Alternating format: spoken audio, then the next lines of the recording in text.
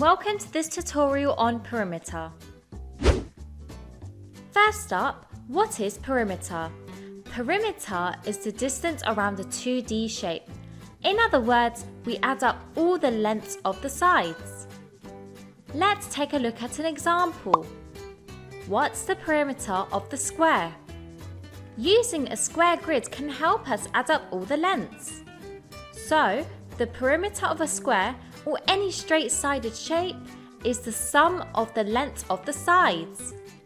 The perimeter of this square is 5 squares. Add 5 squares, add 5 squares, and add another 5 squares. This totals to 25 squares. We are asked to work out the perimeter of this trapezium. Remember, the perimeter of any straight-sided shape is the sum of all the lengths of the sides. Therefore, the perimeter is 4 centimeters, add 5 centimeters, add 8 centimeters, and add 3 centimeters. When we add these lengths together, we get the perimeter, equaling 20 centimeters. Great job if you got the correct answer! Thanks for watching, and don't forget to follow us on our socials and subscribe to our channel for more content.